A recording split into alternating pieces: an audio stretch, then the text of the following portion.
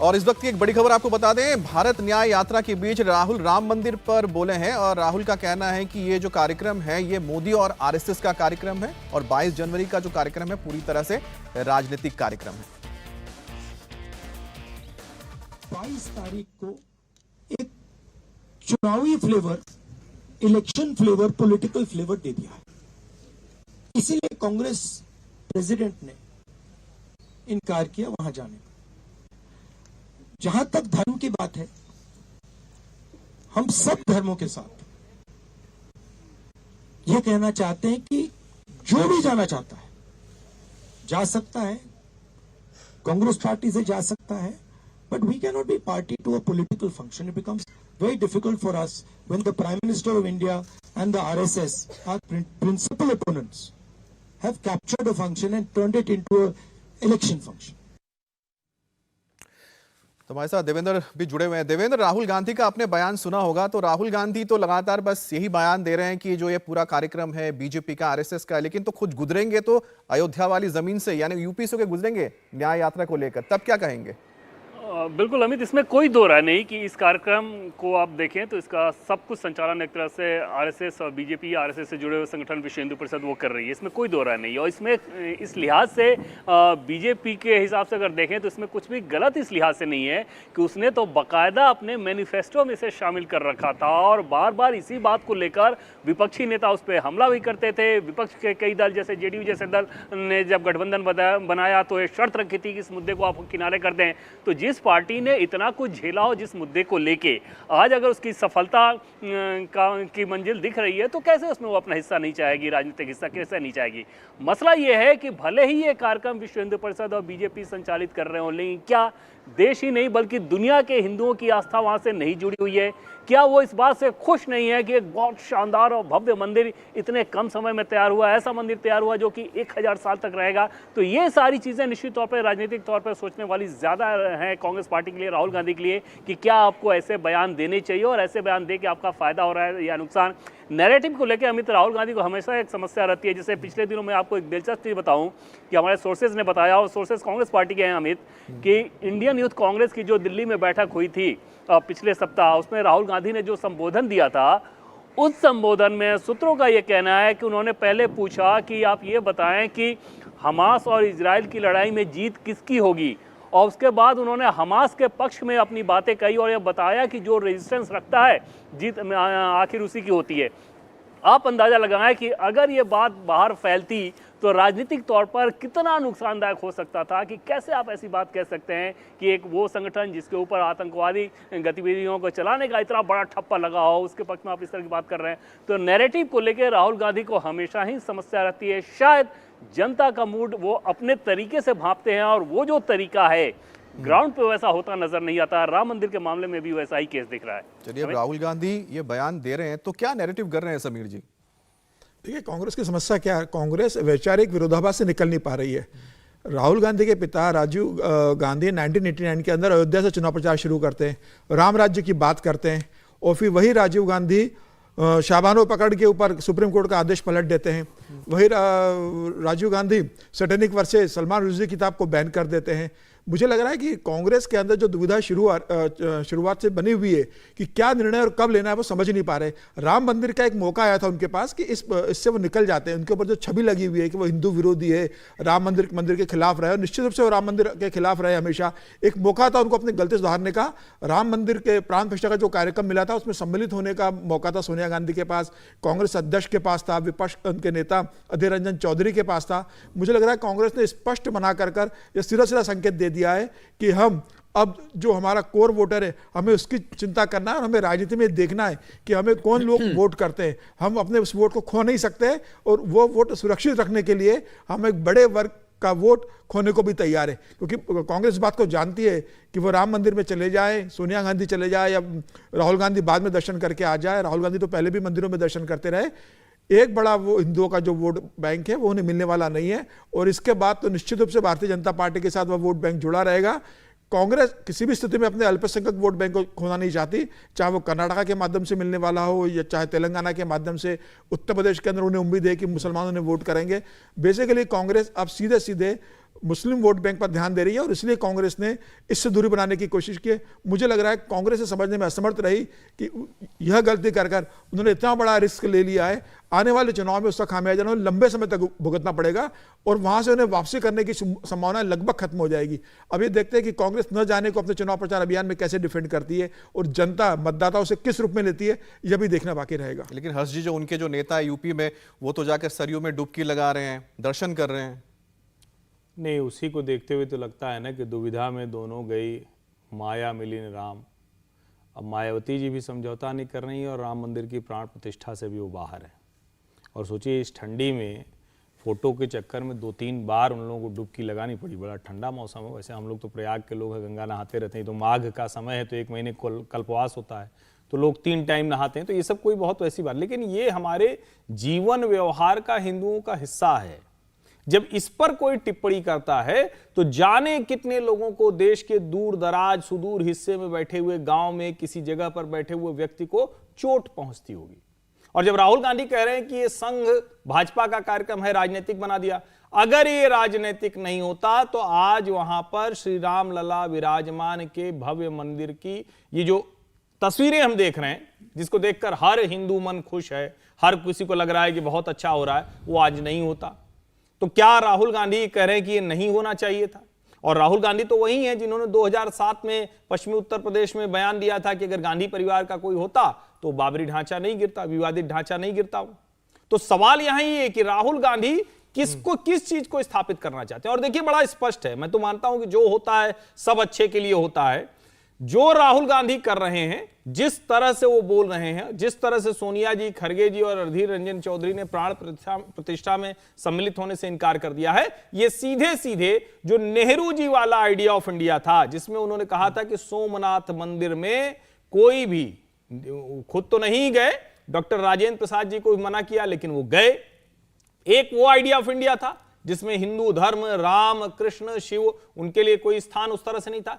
एक ये वाला भारत का विचार है जिसमें नरेंद्र मोदी कहते हैं कि भाई सबका साथ, सबका विकास, सबका प्रयास, सबका विश्वास, कोई योजना में गड़बड़ नहीं होगी, हिंदू मुस्लिम कोई भी होगा, सबके लिए एक है, सभी धर्म जाति कोई नहीं होगा। लेकिन इस देश की मूल आत्मा, मूल प्राण कौन है?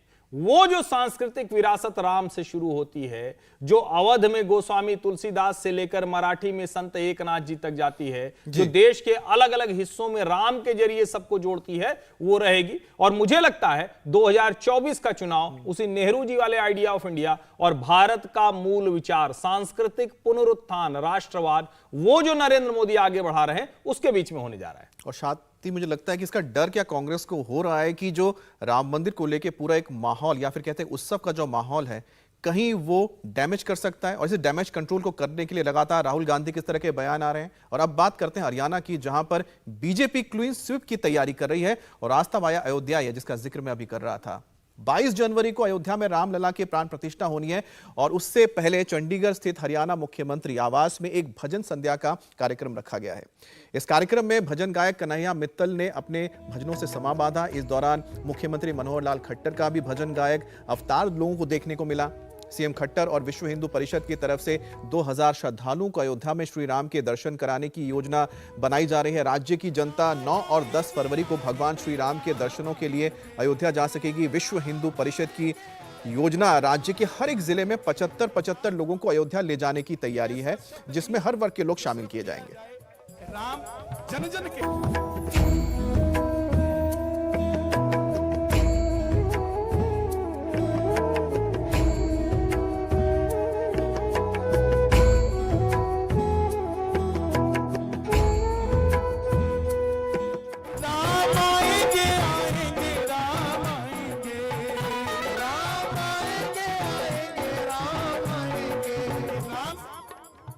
एक ऐसा शब्द नहीं जो सिर्फ लिया जाए।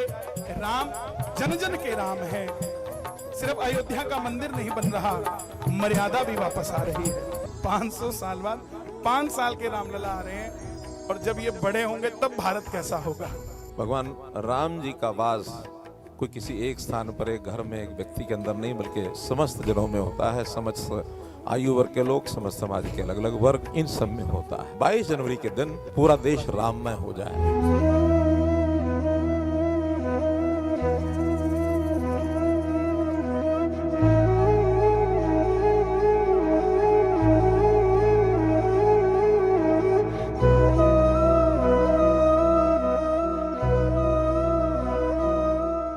चंदन है इस देश की माटी, तपोभूमि है राम है। हर बाला देवी की प्रतिमा, बच्चा बच्चा राम है, बच्चा बच्चा राम। तो एक तरफ प्रधानमंत्री से लेके योगी आदित्यनाथ से लेके बीजेपी के तमाम जो नेता हैं, उसके बाद सीएम हैं, वो राम धुन में मग्न नजर आ रहे हैं राहुल जी। और हमारे जो राहुल जी हैं, क्या उन्हीं को इसी का डर लग रहा है कि कहीं क्लीन स्वीप ना हो जाए, इसलिए लगातार बयानबाजी भी चल रही है? जो तस्वीरें हैं अपने आप में काफी कुछ कह जाती हैं।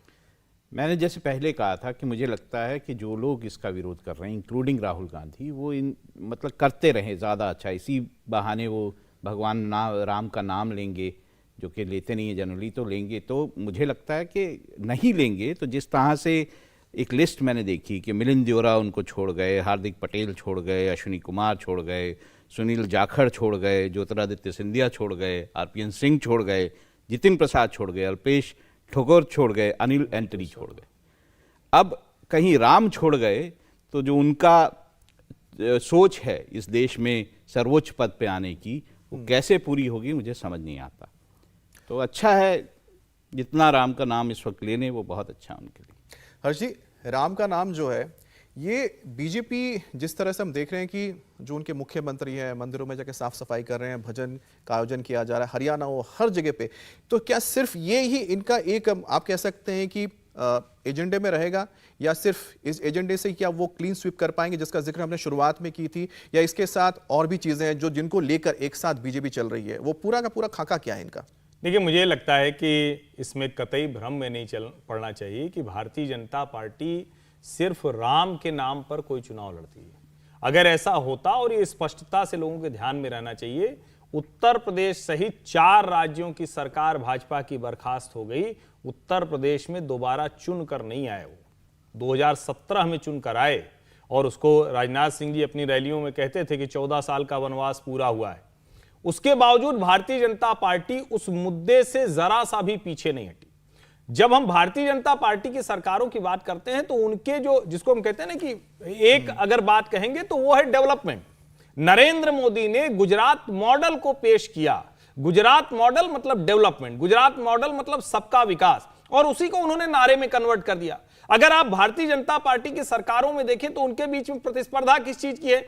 हमारे यहां थोड़ा अच्छा हाईवे बन जाए, हमारे यहां और ज्यादा हवाई अड्डे आ जाए, हमारे यहां और अच्छी ट्रेन सुविधा हो जाए। वंदे भारत ट्रेन चली तो हमारे यहां से चल रही कि नहीं चल रही है? हमारे यहां जितने तरह की जो इंडस्ट्री आ रही है, जो भारत से बाहर आ रही हैं, जो पहले गुजरात, महाराष्ट्र, आंध्र प्रदेश, तमिलनाडु, कर्नाटक वहां जाती थी, वो हमारे यहां आ रही कि नहीं आ रही? इसकी प्रतिस्पर्धा चल रही। और मुझे लगता है कि ये वो चीज है जिस पर भारतीय जनता पार्टी चुनाव लड़ती है। और उसके साथ जो लंबे समय से बार बार कहा जाता है कि गरीबी हटाओ का नारा, 20 सूत्री कार्यक्रम जो इंदिरा जी के समय की पहचान बन गया था, गरीबी हटेगी हटेगी हटेगी नारे में रह गया। राजीव गांधी का बड़ा चिरपरिचित अंदाज हुआ करता था, हम देख रहे थे, हम देख रहे हैं, हम देखेंगे। तो वही हाल रहता था, गरीबी हटाएंगे हटाएंगे, लेकिन हटती नहीं थी।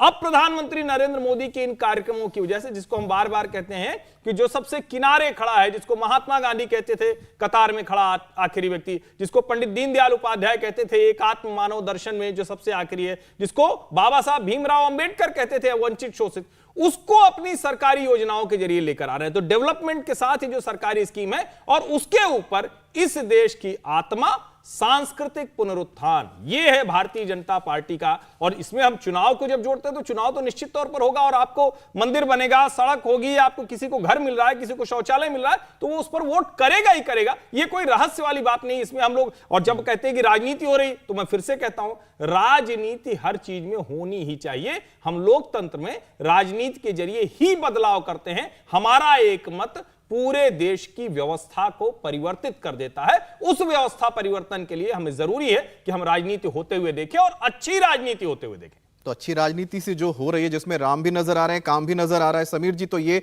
कारगर होगा हरियाणा में? निश्चित रूप से सिर्फ हरियाणा में नहीं, मुझे लग रहा है पूरे उत्तर भारत के अंदर इसका असर होने वाला है। देखिए, प्रधानमंत्री मोदी का काम के साथ साथ अगर राम का नाम भी अगर जुड़ रहा है, राम को लेकर इतना बड़ा एक जो आंदोलन भारतीय जनता पार्टी ने एक चलाया था, और जब 22 तारीख को 5 प्रतिष्ठा हो जाएगी, मंदिर का निर्माण हो गया है, 5 प्रतिष्ठा हो जाएगी, मुझे लग रहा है ये एक एडिशनल भारतीय जनता पार्टी को सपोर्ट करेगा। सिर्फ राम के नाम पर वोट नहीं मिलेंगे, राम के साथ प्रधानमंत्री मोदी ने 9 साल के अंदर जो डिलीवर किया है, जनता को जो कमिटमेंट किया था उसे पूरा किया है, और जो प्रधानमंत्री मोदी कह रहे हैं कि मेरे कहने मोदी की गारंटी पूरी होने की गारंटी, और प्रधानमंत्री मोदी की गारंटी की गाड़ी जो 2024 में सभी राज्यों के अंदर जाएगी, भारतीय जनता पार्टी के कमिटमेंट को पूरा, प्रधानमंत्री के कमिटमेंट को लेकर। जाट वोट बैंक क्या होगा इससे प्रभावित? मुझे लगता है कि नहीं, Jat vote bank Bharatiya Janata party के पास जरूर जुड़ा रहेगा। जेजेपी के साथ भारतीय जनता पार्टी का गठबंधन है, अभी फिलहाल वो सरकार के अंदर है। जाटों का एक बड़ा वोट बैंक उनके साथ गया है, कांग्रेस के साथ भी हुड्डा के कारण एक जाट समुदाय जुड़ा रहा है। लेकिन मुझे ऐसा लगता है कि जिस तरीके से मुख्यमंत्री ने वहां पर लगातार 2 टर्म काम किया है, इस बार मुझे लगता है कि Jat vote bank Bharatiya Janata party के पास आएगा। विधानसभा चुनाव में जरूर जाटों ने भारतीय जनता पार्टी के साथ बहुत सहयोग नहीं किया, लेकिन आप लोकसभा चुनाव देखोगे तो भारतीय जनता पार्टी ने सारी सीटें वहां से स्वीप की थी। मुझे ऐसा लगता है कि जाटों का vote bank Bharatiya Janata party के साथ जुड़ा रहेगा, इसमें कोई दो राय नहीं। ठीक है देवेंद्र, आपको क्या लगता है कि जो हरियाणा में जिस तरह की हम तस्वीर देख रहे थे, यहाँ पर हमने एक नया रूप भी देखा मुख्यमंत्री का, ये कितना कारगर हो सकता है कि जो नॉन जाट तो बीजेपी के साथ है, लेकिन जो जाट समुदाय है, क्या राम के नाम पर और काम पर आएगा एक बार फिर से?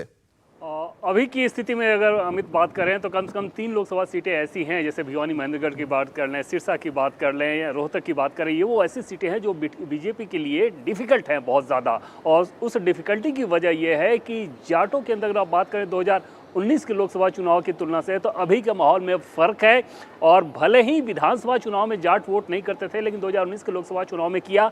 अभी तक वैसा माहौल नजर नहीं आ रहा है, और निश्चित तौर पर बीजेपी को ये उम्मीद होगी कि अयोध्या के राम मंदिर के अभियान के तहत जाटों का एक बड़ा हिस्सा कम से कम आए उनके पास, पूरा ना सही। और इसमें बीजेपी कोई दो राय नहीं कि हरियाणा में बीजेपी नॉन जाट पॉलिटिक्स करती है, जाटों को लेकर बहुत ज़्यादा उनके कैलकुलेशन होते नहीं हैं, और इसीलिए नॉन जाट सीएम भी वहाँ पर रखा गया है। लेकिन ये ज़रूर है कि कोशिश ये रहेगी कि जाटों में कम से कम वैसी नाराज़गी ना रहे कि बीजेपी के खिलाफ ही वोट करना है लोकसभा के चुनाव में, विधानसभा में भले ही वो खिलाफ करते हैं।